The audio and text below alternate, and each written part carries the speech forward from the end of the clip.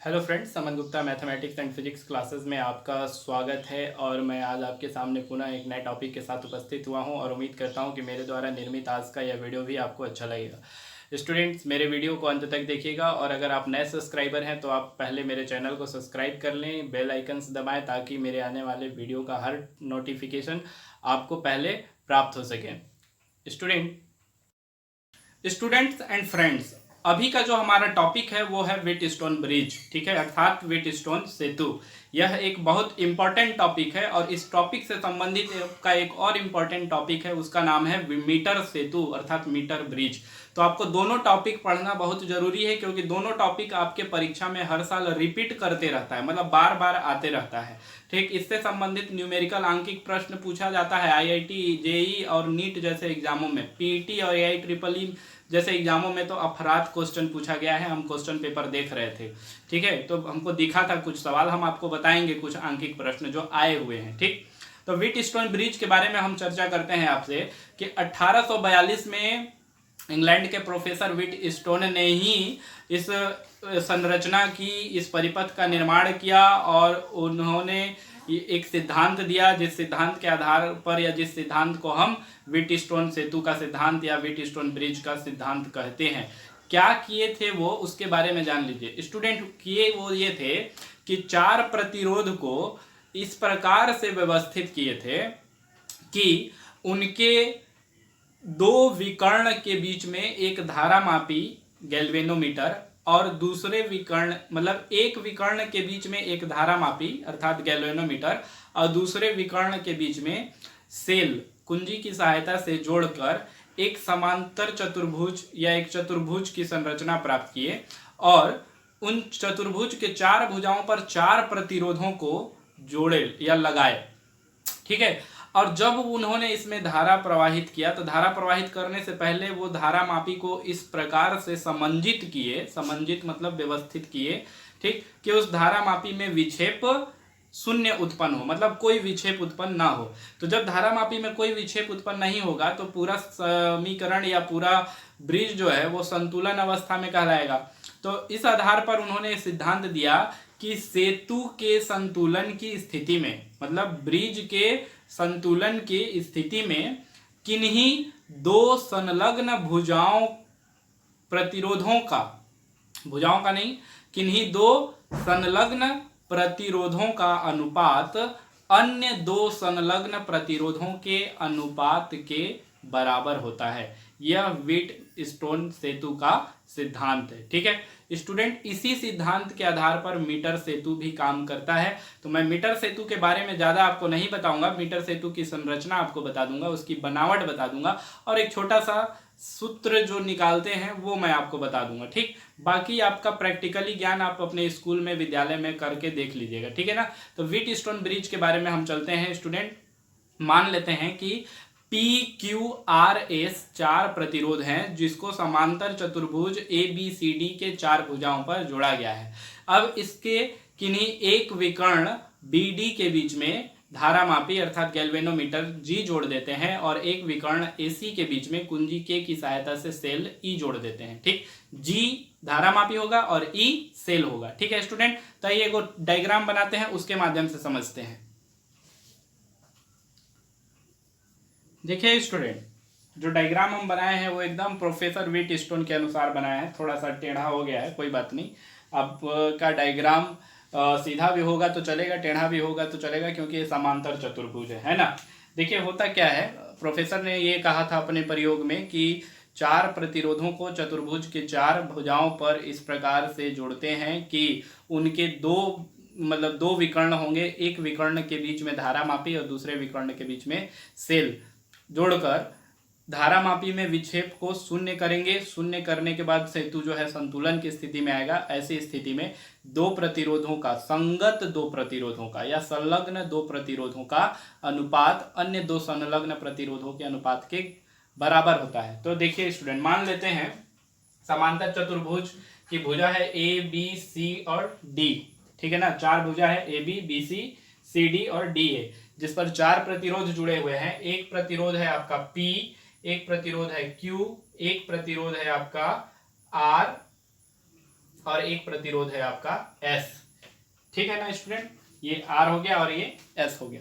अब स्टूडेंट जब हम इसमें धारा प्रवाहित करेंगे तो धारा का जो मान है वो मान लीजिए कि ये वाला संधि जो है, यहाँ से तो I धारा जाएगा, लेकिन संधि A पर, जंक्शन 1 पर धारा दो भाग में बटेगा, एक धारा इधर जाएगा, एक धारा इधर आएगा। ठीक है, इधर जो जाएगा प्रतिरोध P में धारा जो जाएगा वो I1 हो जाएगा, प्रतिरोध R में जो धारा जाएगा उसको मान लेते हैं कि ये I3 हो गया।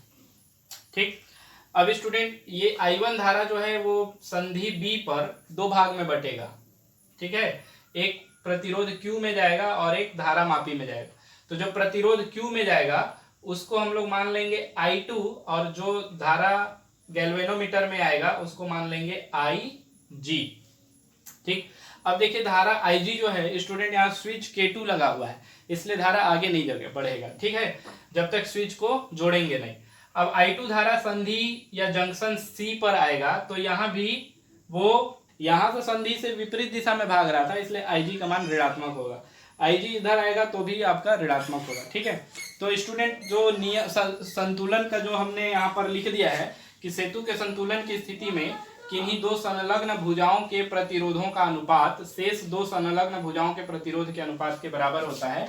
इस आधार पर P बट्टा Q बराबर R बट्टा S, P upon Q equal to R upon S आपको प्रूव करना पड़ेगा। ठीक है, ये जो प्रूफ हो जाएगा यही व्हीटस्टोन सेतु या व्हीटस्टोन ब्रिज के सिद्धांत को बताएगा। ठीक, तो स्टूडेंट हम आपको प्रूफ करके भी बताते हैं कि यह सिद्धांत कैसे ज्ञात किया जाता है। ठीक है ना, चलिए डायग्राम हम नहीं मिटाते हैं, इधर वाला प्रोसेस को मिटाकर और जो अभी हम बताए ना उसी के अकॉर्डिंग हल करते हैं। ठीक है, सब ध्यान रखिएगा कि धारा कहाँ पे किस दिशा में जा रहा है, क्योंकि किरचॉफ का प्रथम नियम और द्वितीय नियम अभी यहाँ पर लागू होगा। ठीक है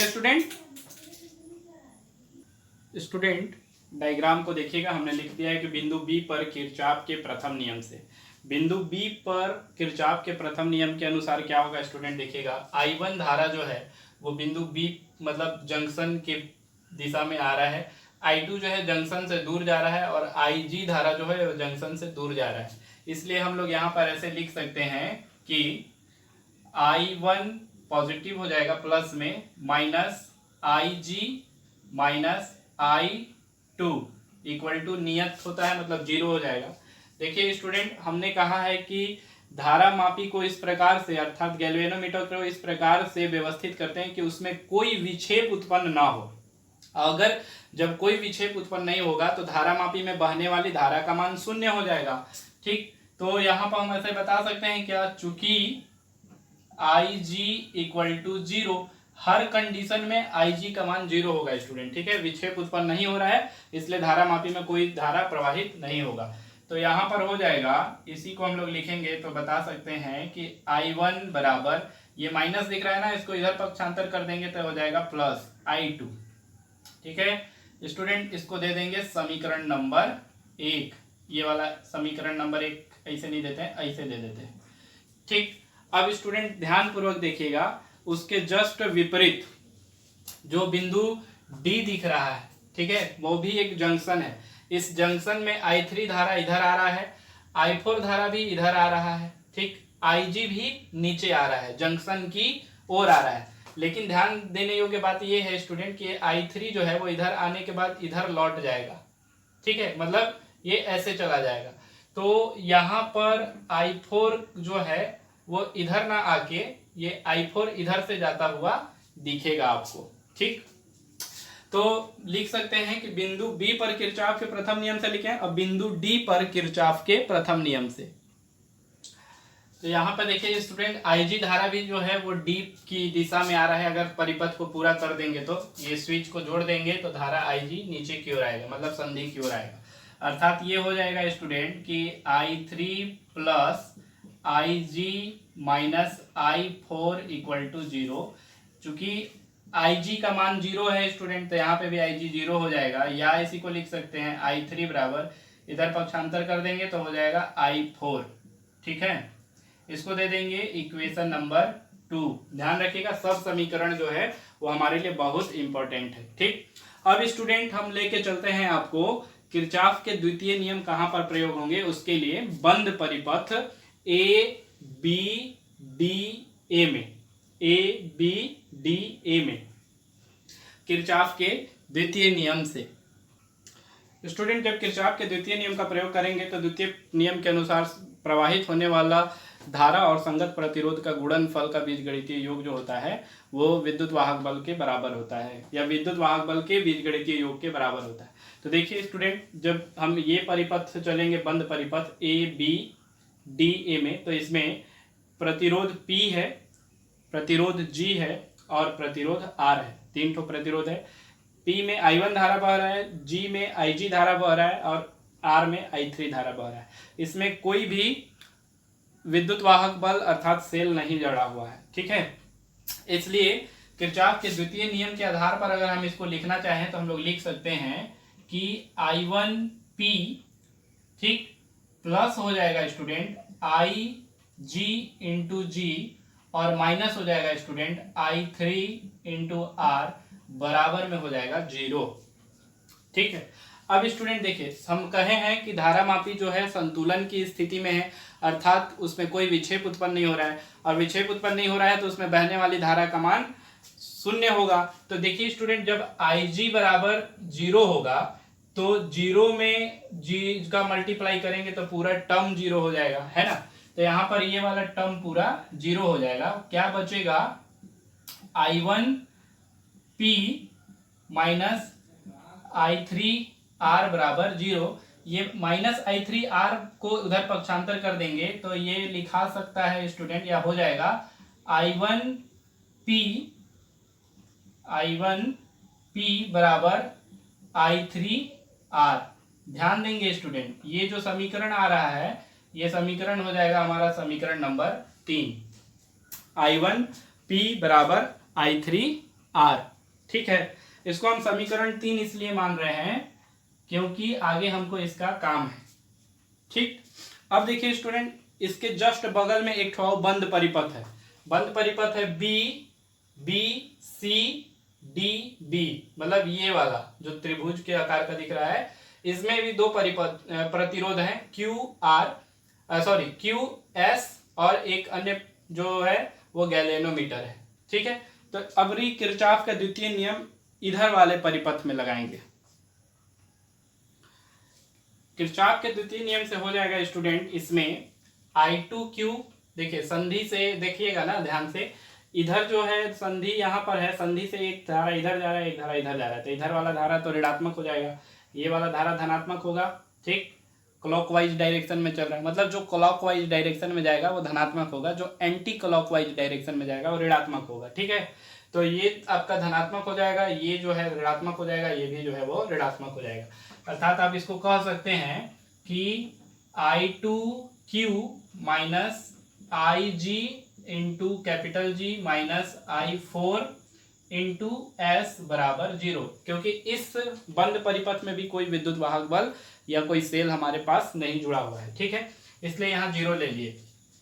स्टूडेंट, संतुलन की स्थिति में IG इंटू जी का मान 0 हो जाएगा, इसलिए जो हमारे पास बचेगा हम उसको उतार दे रहे हैं I2Q माइनस I4S बराबर 0, या यही हो जाएगा पक्षांतर करने के बाद I2Q बराबर I4S।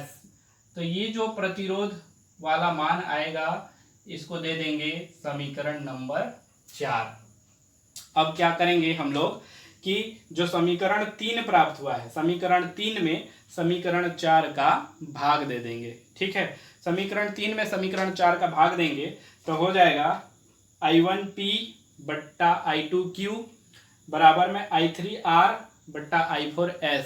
तो स्टूडेंट, समीकरण 1 में देखिए I1 और I2 दोनों बराबर हैं, समीकरण 2 में I3 और I4 बराबर हैं, इसलिए I1 I2 कट जाएंगे, I3 I4 भी कट जाएंगे और हमारे पास केवल P बट्टा Q बचेगा, ठीक है ना। अब देखिए स्पेस तो कम है, इसलिए हम आपको डायग्राम मिटा के बता दे रहे हैं। यहाँ हमने लिख दिया स्टूडेंट, डायग्राम बता के नीचे का पूरा टर्म ऊपर ले गए और ऊपर से सीरियल क्रम से आते हैं, ठीक। हम कहे कि समीकरण 1 और 2 देखिए, I1 बराबर I2 है, I3 बराबर I4 है, इसलिए I1 I2 I3 I4 cut जाएगा, तो ओनली P बट्टा Q बराबर R बट्टा S बचेगा। तो ये जो संलग्न प्रतिरोधों का अनुपात होगा जो आपस में बराबर होगा, इसी को कहते हैं व्हीटस्टोन ब्रिज का सिद्धांत। ठीक है स्टूडेंट, ये बहुत ही महत्वपूर्ण सिद्धांत है, आप ध्यान रखिएगा और उम्मीद करिएगा कि ये सिद्धांत जब भी आए आप एकदम निश्चिंत होके बना सकते हैं। ऐसा पढ़ लीजिएगा, इसको 2-3 बार वीडियो को देखिएगा ताकि आपका जितना भी कन्फ्यूजन होगा ना सब क्लियर हो जाए, आपको दोबारा पूछने की ज़रूरत नहीं पड़ेगा।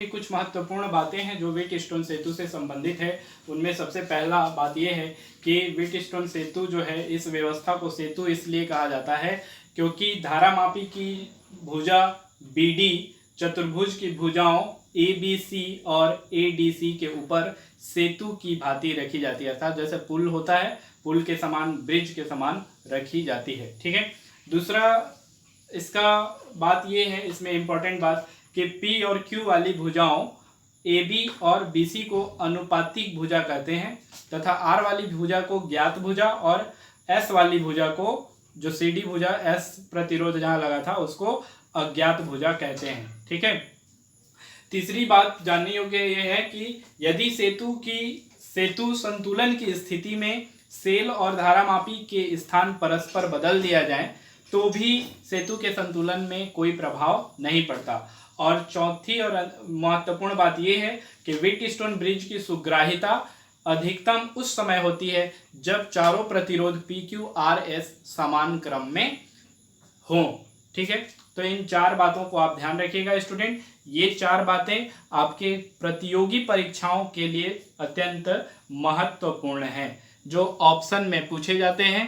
प्रतियोगी परीक्षाएं जैसे SSC, रेलवे, बैंकिंग इत्यादि व्यापम के एग्जाम में पूछे जा गए कुछ सवालों के ये आंसर हैं। ठीक है स्टूडेंट, अगर आप मेरे द्वारा बनाए गए इस वीडियो से संतुष्ट हैं तो आप मेरे चैनल को सब्सक्राइब करें और बेल आइकन्स दबाएं ताकि आपको हर वीडियो का नोटिफिकेशन प्राप्त हो सके।